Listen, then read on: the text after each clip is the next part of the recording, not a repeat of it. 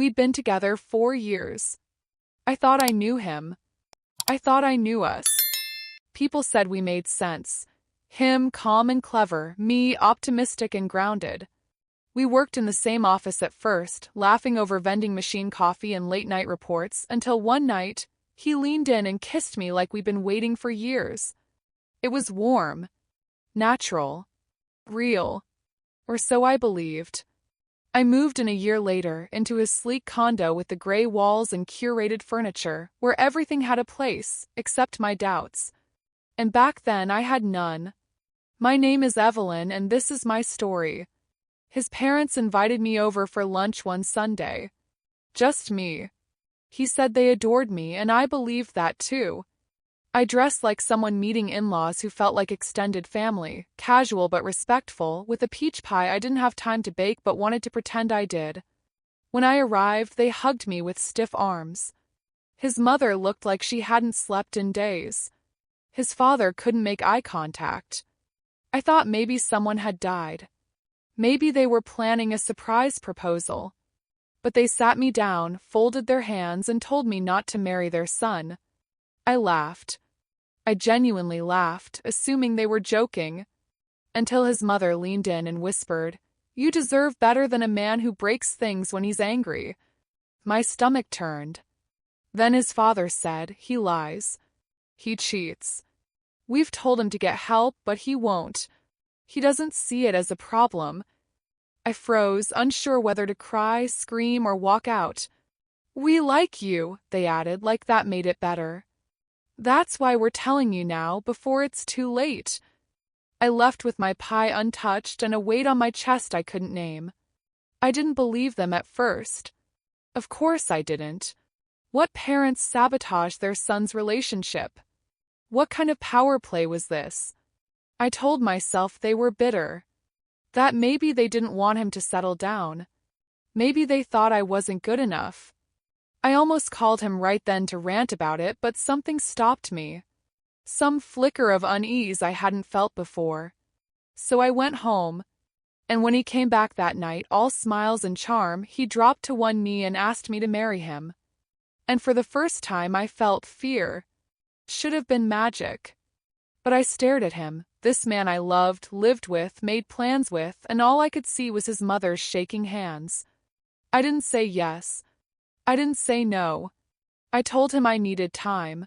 He blinked, stunned, and then laughed it off. "Of course," he said, standing and brushing off his pants. "Take all the time you need." But something in his smile didn't reach his eyes. I told myself I was just rattled. I went to bed early. But I didn't sleep.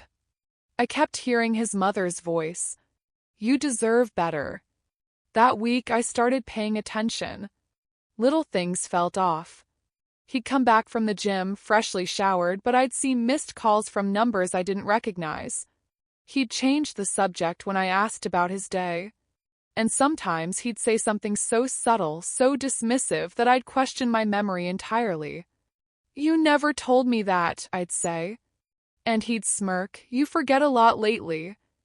I found myself walking on eggshells I didn't remember laying.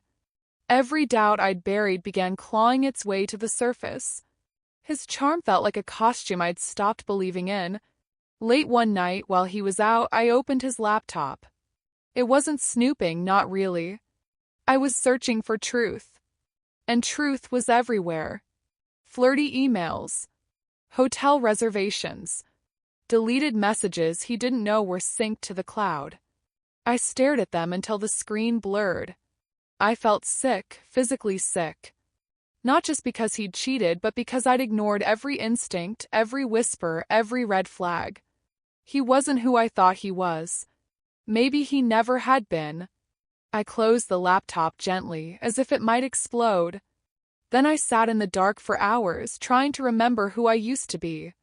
When he came home, he kissed me on the forehead like nothing had happened. I smiled. Not because I forgave him. 'Cause I understood now. I was dealing with a man who believed he could rewrite reality with charm and half-truths. And for years I'd let him. But not anymore. I didn't confront him that night. I didn't scream or cry. I played along. I told him I needed more time to think about the proposal. He agreed. Whatever makes you feel safe, he said, twisting the word safe like a knife. And I smiled again. He had no idea. I started collecting myself in pieces, calling friends I hadn't seen in months, revisiting hobbies I'd let slip away. I built a quiet wall around my emotions, strong enough to keep him out, soft enough that he wouldn't see it forming. I still wore the ring in front of him, but it never made it onto my finger when he wasn't home. I wasn't ready to walk away. Not yet. 'Cause I wanted him to feel something deeper than heartbreak. I wanted him to understand that lies don't unravel overnight, but when they do, they leave nothing behind. This wasn't just about me anymore. It was about every woman he'd lied to, every story he twisted, every apology he never meant. I wasn't going to be his next clean break. I was going to be the reckoning he never saw coming. And it started with one question: how do you destroy a mask without lifting a finger? I didn't rush.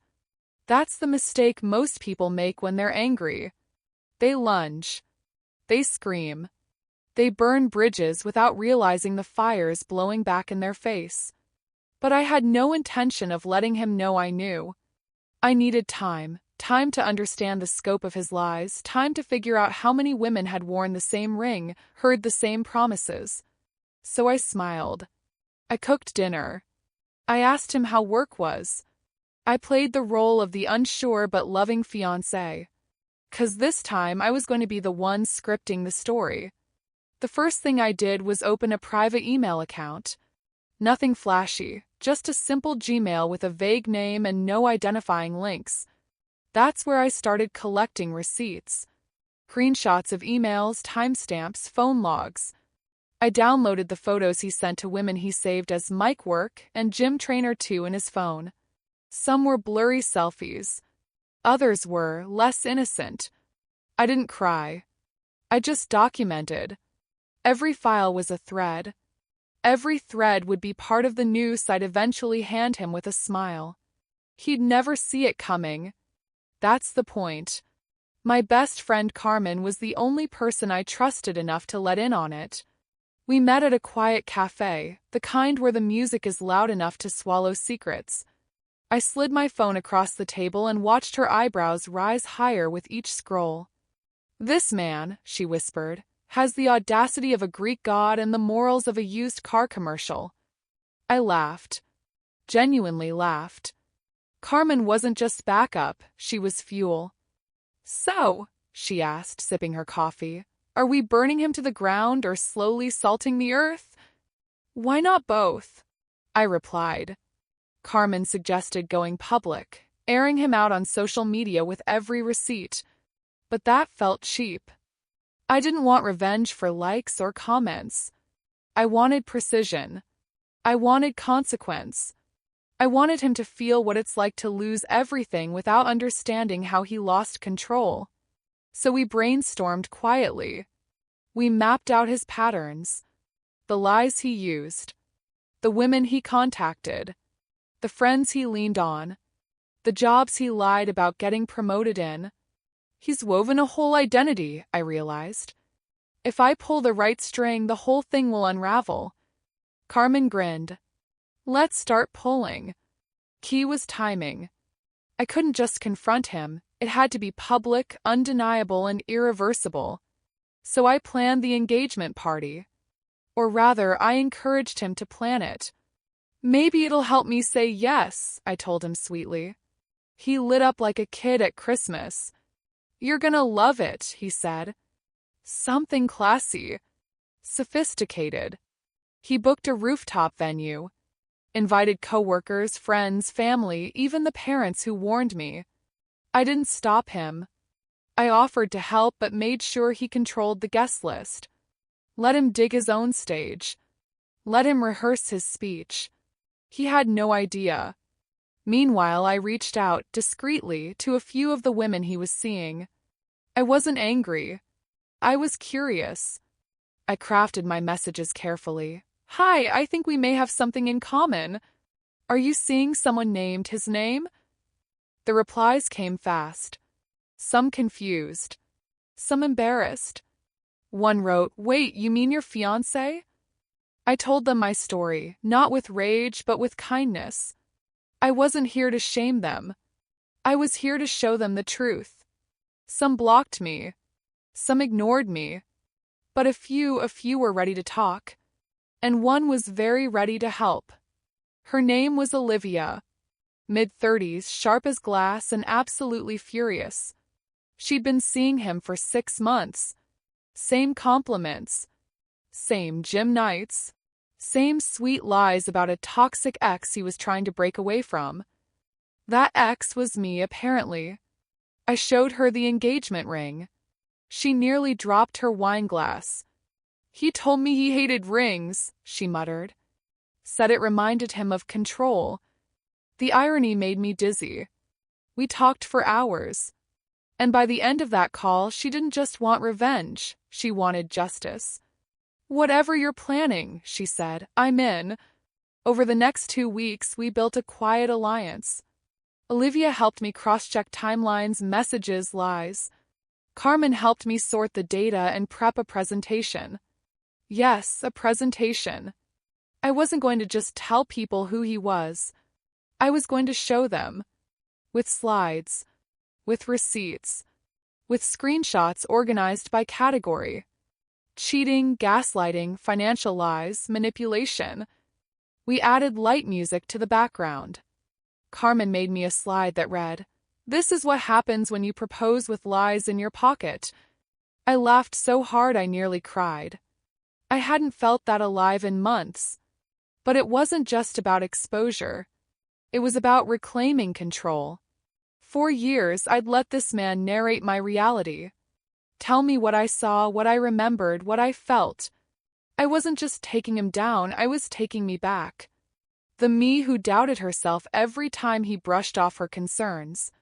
The me who shrank when he raised his voice. The me who said, "Maybe I'm being dramatic." I wasn't. And now the drama would be his. I'd simply be the woman holding the remote, pressing play at the perfect moment. The night before the party, I couldn't sleep. Not from fear, but from electricity. My body buzzed with anticipation. The dress was ready. The file was loaded. Olivia had her cue. Carmen had the projector. The guest list was set. I rehearsed nothing. Because this wasn't a performance. It was a reckoning. And all I had to do was smile, raise my glass, and let the truth do what it always does, burn through the fiction like sunlight through fog. The day of the engagement party felt surreal. I'd never understood the phrase calm before the storm until then. The sky was clear, the venue was immaculate, and everything looked perfect, just like him. He greeted guests in a fitted navy suit, charming as ever, cracking jokes, hugging friends, thanking people for coming.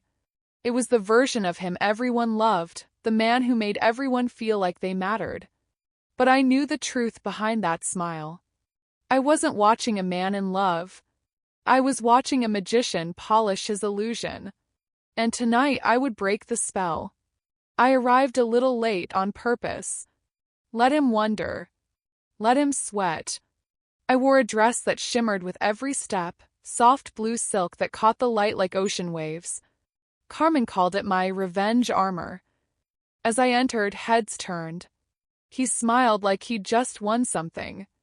"There she is," he said, pulling me into a staged kiss. I leaned in, barely brushing his cheek. The room clapped. Cameras flashed. For a moment, I saw our future the way I used to picture it, glittering, full of hope. Then I remembered Olivia's voice. "He told me you were abusive." I worked the room like a politician, smiling, nodding, making small talk. But inside, I was timing everything. Carmen was by the bar, Olivia near the catering table, each holding a flash drive in their clutch. We had 3 copies of the file. One was with me. Another with Carmen. The last, a failsafe, was scheduled to auto-send via email if anything went wrong. Olivia was nervous but steady. "You sure you want to do this in front of everyone?" she asked earlier that day. I nodded. He built his image in front of them. He can watch it collapse the same way. As the sun dipped low and the skyline turned gold, he tapped his glass with a spoon. The clinking silenced the room. "If I could have your attention," he began, "I just want to thank everyone for being here tonight." His voice was smooth, measured, full of practiced gratitude. "She hasn't officially said yes yet," he added with a wink in my direction, "but I'm hoping tonight changes that." A soft chuckle passed through the room. I smiled politely. The music faded. Projector screen behind him flickered to life. The first slide appeared, and the room began to shift. First, no one understood. The slide was a simple text message, just his name at the top and a flirtatious line to someone named Lena. He froze, laughed awkwardly. "What the hell?" he said. The next slide was a photo, then another. A calendar with overlapping dinner dates. A screenshot of a love note.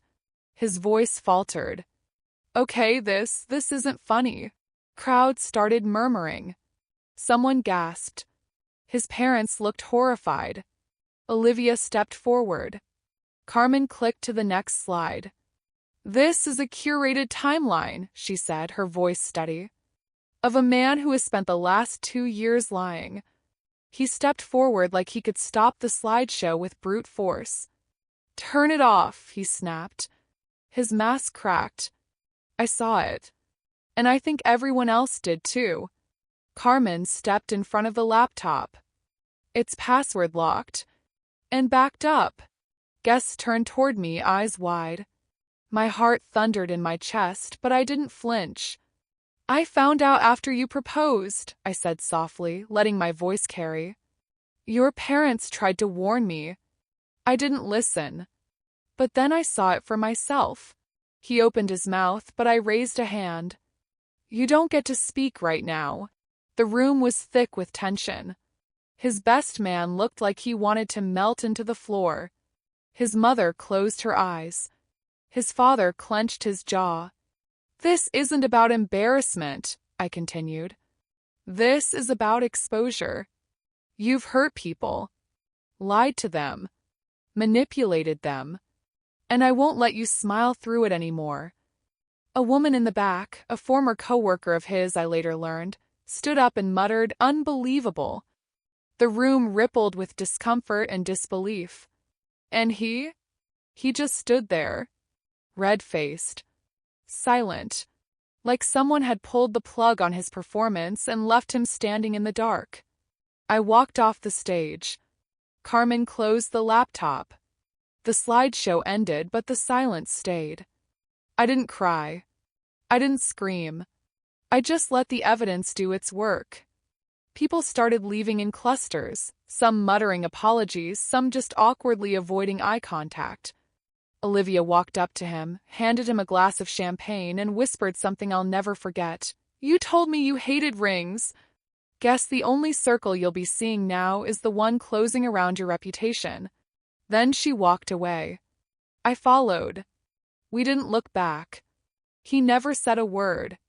Outside, the night felt clearer, the air cool and sharp like fresh truth. Carmen burst out laughing. "That was art," she said. "You orchestrated a public execution and made it look like a TED Talk." Olivia smiled. "I feel lighter already." I exhaled long and deep, and for the first time in weeks my lungs felt like they belonged to me. I wasn't heartbroken. I wasn't angry. I was free. And he was just a man surrounded by the mess he made, stripped of the illusion that protected him. He'd built his world on lies. I simply held up the mirror. I didn't go home that night. I stayed with Carmen, who poured wine and made popcorn while we scrolled through texts from people who had been at the party. Some were supportive. Others were stunned. A few tried to defend him. "You could have handled it privately," one message said. But I didn't answer. 'Cause the truth is, some men only understand public consequence. He performed in public. He earned his humiliation in the same spotlight. And I wasn't done yet. Because the first strike? That was just the beginning. There were still more layers to peel back, and I planned to do it with style. The morning after the party, my phone buzzed non-stop from people who had been there and now wanted to pretend they hadn't. It's funny how quickly loyalty evaporates when the mask drops. One of his coworkers texted, "I always thought he was shady, but that was cinematic." Another messaged, "He's losing clients." Words getting around. I wasn't surprised. Presentation had done its job. But it wasn't the finale, it was the opening act. Because what I'd learned was this: he didn't just lie to me. He built his entire professional life on the same charm. Carmen and I sat on her couch, each with a laptop open, sipping strong coffee and scrolling through his online presence.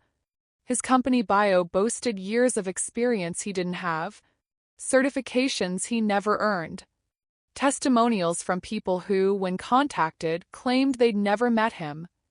"He's basically a walking resume of fiction," Carmen said, amazed. If he lied to land his job, his entire career could implode. That gave me an idea. One I hadn't considered before. What if I didn't just walk away? What if I removed the stage he'd built for himself, so he'd never get to perform again? I started digging. Slowly. Carefully. I wasn't looking to ruin his life, I was looking to reveal the one he'd fabricated. His company had partnered with others based on his expertise. He'd landed clients under the promise of his track record. But now people were talking. After the party, guests whispered. Whispering became chatter. Chatter reached inboxes. A woman named Mira, one of the company's clients, sent me a LinkedIn message. She'd been dating him too briefly. But more than that, she'd signed a contract based on his credentials. "Are they real?" she asked. "No," I replied. "But I can prove it." Mira didn't just back out of the deal, she started asking questions. Turns out she knew someone on the company board. And when she forwarded my presentation, they didn't laugh. They investigated. "He might get suspended," she messaged me later. "HR's looking into it." I should have felt bad. I didn't. Not even a flicker. This wasn't petty. This was truth setting fire to fiction. And as it burned, I felt lighter. Carmen called it strategic honesty. Olivia called it well-earned chaos. I called it my Tuesday. He wanted to control the story. But now the story was controlling him. Meanwhile, Olivia had her own plans. She posted a cryptic story on Instagram. "Men like that always think they're the hero," until the audience sees the script. She didn't name him. She didn't have to. People who knew knew. And those who didn't? They'd find out soon enough. More women started messaging me. Some had dated him. Some had worked with him. All had seen the same pattern: flattery, manipulation, silence. One woman shared a voice recording. He was berating her for questioning him. The voice was calm, smooth, and terrifying. "You always make things bigger than they are," he said. Classic gaslighting. We added the audio to a folder we were quietly compiling. Not for revenge, not anymore. For protection. I wanted a paper trail so thick no one could ever say, "But he seemed so nice." Olivia had access. Carmen had a copy. I kept the master file on a USB hidden in a book hollowed out on my shelf. This wasn't just about exposing him. This was about ensuring he couldn't hurt anyone else. He'd gotten away with too much for too long. And we were done being quiet about it. Then came the twist I didn't expect. He showed up at my apartment. No warning. No text. Just knocked on my door like nothing had happened. I didn't answer. He called. I let it ring. Then he left a voicemail. His voice was soft. Measured. "I know things got out of hand," he said. "I just want to talk. Please." I deleted it. But the next day I found flowers outside my door. No note. Just a perfect white bouquet, the kind I used to say reminded me of trust. He remembered. But it was too late. The only thing white now was the flag I'd never wave. He tried again the next week. Emailed me. Told me he was in therapy. That he was learning. That he wanted to apologize in person. I sent back one line. Actions don't erase consequences. He didn't reply. But a friend of his did. His best man from the party. He messaged me to say he'd had no idea and that he's going through a rough time now. I didn't respond. Not because I didn't care, but because I finally understood. His circle had protected him because he knew how to play them. But now even they were starting to back away. And yet, part of me worried. Would he try to retaliate? Ruin my reputation? Smear me as a vindictive ex? But he didn't. Maybe because he knew anything he said could be countered with truth. Or maybe, just maybe, he was starting to understand what it meant to be powerless. Not because someone took it from him, but because he'd handed it away piece by piece every time he lied, manipulated, or cheated. And now there was nothing left for him to hold on to. Just the echo of his own unraveling. I thought about blocking him, erasing every trace of our relationship. But I didn't. Not yet. 'Cause sometimes the most powerful thing you can do is let them watch you thrive without them. Carmen and I made plans to launch a blog. Anonymous stories from women who'd faced the same kind of charming, covert cruelty. Olivia volunteered to help with the layout. We should call it The Unmasking, she said. I smiled. Perfect. It wasn't revenge. It was legacy. He had built his entire life on smoke and mirrors. I was building mine with bricks. The day I saw him again in person was completely by accident. I was out grocery shopping, hair in a messy bun, no makeup, hoodie 2 sizes too big, when I turned into the next aisle and there he was. He looked thinner, somehow older, like the tension of keeping all those lies in the air had finally started to wear on him. Our eyes met for a second and I saw it, recognition, regret, and something else, emptiness. He opened his mouth to speak, but I walked right past him without a word. My hands were steady, but my chest felt like it had swallowed a drum. That old part of me, the one that used to second-guess everything, whispered, "What if you were wrong? What if he's changed?"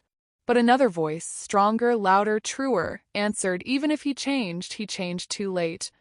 I finished my shopping, checked out with a smile, and texted Carmen, "Saw the ghost." Didn't flinch. Her response came immediately, "Queen behavior." That night, I poured myself a glass of wine, turned on some jazz, and let myself feel it. Grief, yes, but also clarity. Closure doesn't come in a tidy bow. Sometimes it's a quiet moment in aisle 6. But that moment rattled something loose. I started thinking, had I gone too far? The public exposure, the connections severed, the ripple effects. Had I become vindictive? Carmen noticed my mood shifting. "What you did wasn't cruelty," she said. "It was survival. He just didn't expect consequences." Olivia agreed. "If the truth ruins him, that says more about the lies than it does about you." I wanted to believe that. Till a strange guilt bloomed inside me, one I couldn't water down with wine or wrap in righteous indignation. I didn't regret the truth. But I wondered if I had let revenge define me. One night I pulled out the flash drive, the master file of all his wrongdoings. It was like holding someone's diary, only darker. I scrolled through it slowly, face blank, heart confused. This file had power. With it, I had torn down a manipulator's empire. But now? Just felt heavy.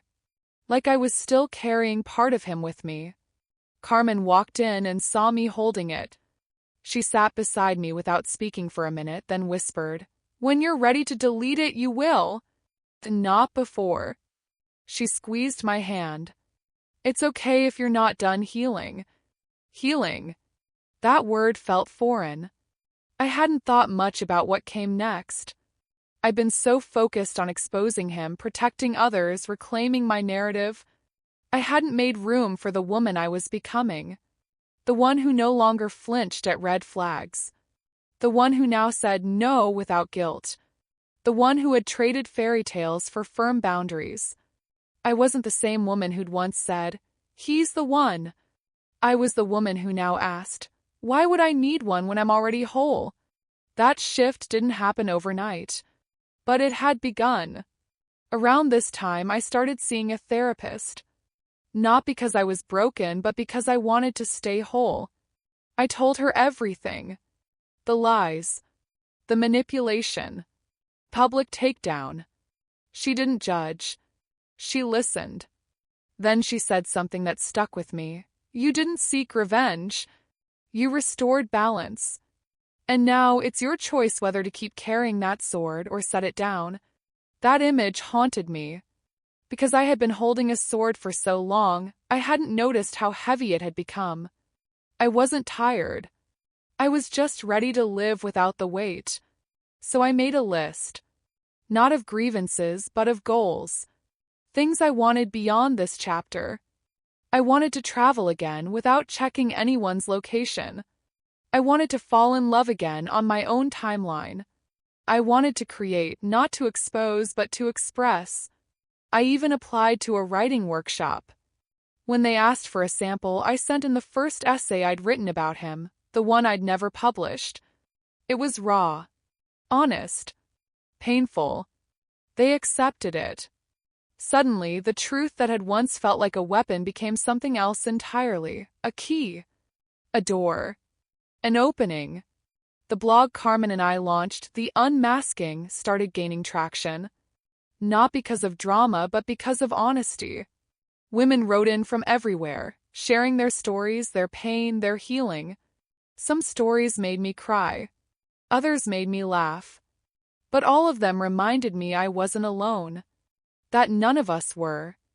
We had walked through fire and come out glowing, not scorched. One woman wrote, "Your story gave me the courage to leave." That line was worth more than any revenge. Because it meant the truth was still rippling outward, but now with purpose, not pain. Eventually, I mailed the flash drive to my lawyer friend. Told her to hold it just in case. Then I deleted the copies from my laptop. Every single one. Not out of weakness. Not out of fear. But because I didn't need them anymore. He wasn't my story. I was. My healing didn't depend on whether he stumbled. Depended on whether I kept climbing. And I was. One step at a time, sometimes laughing, sometimes crying, but always moving forward. Always. And just like that, the sword became a pen. I wasn't expecting the invitation. It arrived on a Tuesday morning in the form of a forwarded email from Mira, the client who'd pulled her deal after discovering his lies. The subject line read, "Panel Invite Creative Integrity in Digital Branding." His name was listed as one of the featured speakers. My chest tightened. "He's doubling down?" I muttered. Carmen looked over my shoulder and snorted. "Integrity? From him? Please." First, I laughed it off. Let him embarrass himself. Let him cling to the scraps of his public image. But something inside me stirred, a quiet, fierce resolve. I wasn't done. The event was being hosted at a mid-level marketing conference. He wasn't the keynote speaker, just one of many. But it was still a stage. And he still had an audience. I registered for a pass under my maiden name. I bought the cheapest ticket. I didn't go to cause a scene. I went to remind myself that I could stand in the same room as him and no longer feel small. Carmen and Olivia came too. Olivia wore all black, like it was a funeral. Carmen dressed like she was headed to court. I wore red. Not bright. Not flashy. Just enough. Conference room was modest, half full, with a tired-looking projector humming at the front. He walked on stage with two other panelists. He looked confident, too confident, like someone who still believed he could rewrite the story. He smiled, made a few jokes, talked about authenticity like it was a buzzword, not a principle. When it was his turn to speak, he leaned into the mic and said, "What people forget is that your brand is only as strong as your truth." My stomach flipped. Olivia hissed, "Is he serious?" Carmen laughed softly. "Oh, he's still pretending he wrote the truth." The moderator asked a question about facing public scrutiny. He cleared his throat, and I watched the tension form in his shoulders. "Well," he said, "there was a time I went through a very public ordeal. False accusations. A relationship turned ugly. But I came out stronger. Because I owned my mistakes and moved forward. He didn't name me. He didn't need to. That one sentence rewrote everything. Made me the villain. Turned him into a misunderstood survivor." My blood boiled, but I stayed still. Not because I was scared. 'Cause I was choosing precision over passion. Panel wrapped up. Applause. Mingling. People shook his hand. Took photos. I stood back and waited. And when I saw him break away alone, I walked up. For a split second, he didn't recognize me. Then his eyes widened. "Oh," he said. "Wow." I smiled. "You didn't expect to see me here?" He laughed, nervous.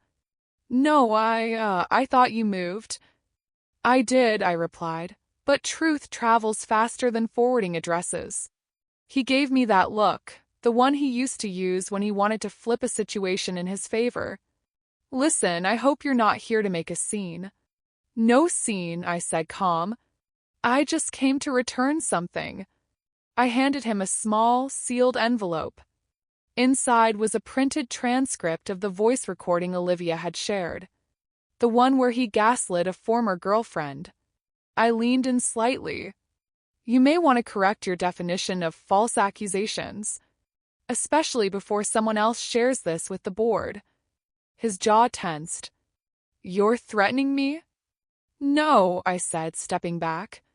"I'm giving you a final chance to stop pretending." His eyes flickered, anger, fear, panic, then the fake calm he always defaulted to. "You'll regret this," he whispered. "I already did," I replied. "But not anymore." And then I turned, walked out of that conference room, and never looked back. The truth, once again, was in motion. Whether he used it to course correct or crash, well, that was up to him. But the narrative no longer belonged to him. Not in that room. Not in the world. And not in my life. Outside, the sun was setting, casting a golden glow over the parking lot. Carmen pulled off her sunglasses and grinned. "You didn't even raise your voice." Olivia handed me a smoothie. "Your silence?" "Legendary." I exhaled. Not from relief, but release. The confrontation didn't feel like revenge. Felt like reclamation. I had faced the man who once twisted my truth into something ugly, and I had shown him that I was no longer a woman willing to stay quiet for his comfort. A week later, I heard from Mira again. His speaking opportunities had been quietly canceled. A few clients dropped out. Nothing loud. Nothing flashy. But enough. Like a boat slowly taking on water. He wouldn't sink overnight. But he wouldn't be sailing smoothly either. He'd spend the next few months patching leaks, wondering where it went wrong. And every time he said, "It was all lies," someone might ask, "Then why are there receipts?" That was my final strike. Not to ruin him. Just to make sure the truth stayed lit and never got buried under the spotlight again. It's been 6 months since that day at the conference. 6 months since I saw the last flicker of his charm fade under the weight of accountability. He didn't implode the way I once fantasized he might. There was no grand spectacle, no front-page scandal. But he unraveled quietly, thread by thread. The invitations stopped coming. Clients stopped calling. People didn't confront him, they just stopped believing him. And for a man who built his world on credibility, that silence was the loudest sentence he could receive. I never checked his social media again after that week. Carmen told me he made a vague post about betrayal and cancel culture. Olivia rolled her eyes and said, "Classic victim cosplay." But I didn't need to see it for myself. That part of the story wasn't mine to finish. My story was already moving forward, and fast. The unmasking had grown into a full-on platform. We weren't just posting stories anymore. We had contributors, editors, and even a modest grant to support women's writing. What started as a coping mechanism had turned into a community, a chorus of voices reclaiming their truths. One night, I received a message that stopped me in my tracks. It was from his mother. I hadn't heard from her since the day she warned me at lunch. Her message was simple. "I'm sorry for what you went through. I'm sorry he put you through it. Thank you for listening to us, even when it hurt." I stared at the screen, unsure what to say. But in the end, I typed back, "Thank you for telling me the truth when I wasn't ready to hear it." And I meant it. They didn't owe me anything. But their honesty might have saved me years of damage. I moved out of the apartment we once shared. The lease was up, and I didn't want to spend another day inside walls that remembered him. My new place has bigger windows, brighter light, and no ghosts. Just plants, candles, books, and peace. I painted the walls myself, music playing loud, windows open. Every stroke of color felt like a declaration. I get to build something new. Something just for me. The first night I slept there, alone and content, I whispered to the ceiling, "You did it." Not because everything was perfect, but because I finally felt free. Sometimes I still wonder how it all happened. How someone so seemingly kind, so charming and attentive could hide so many sharp edges. But I've stopped blaming myself for not seeing it sooner. That's the thing about people like him, they don't show you who they are all at once. They let you fall in love with the mask first. And by the time the cracks show, you're already too deep to climb out easily. But I climbed out. Bruised maybe, but whole. Wiser. Stronger. No longer willing to shrink myself to make someone else look bigger. I went on my first date since him last week. It wasn't magical or life-changing. But it was real. The guy was kind, a little awkward, and he laughed at all the wrong times. But he listened. He asked questions. He didn't talk over me. And when I said I'd had a complicated year, he didn't press. He just nodded and said, "We've all got stories. Maybe it'll lead somewhere. Maybe it won't. But either way, I'm not rushing. Love isn't a race. It's not a prize.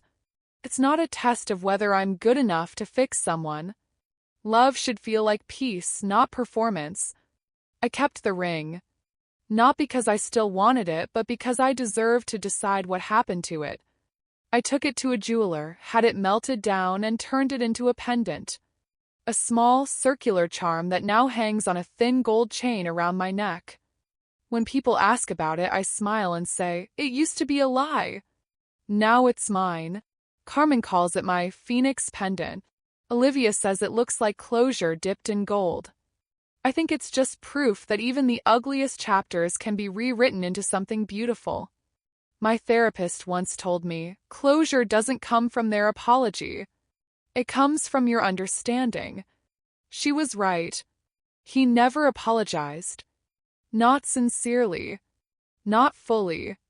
But I stopped needing him to. I stopped expecting the kind of healing that requires someone else's participation. Truth is, I got my closure the day I stopped being afraid of my own voice.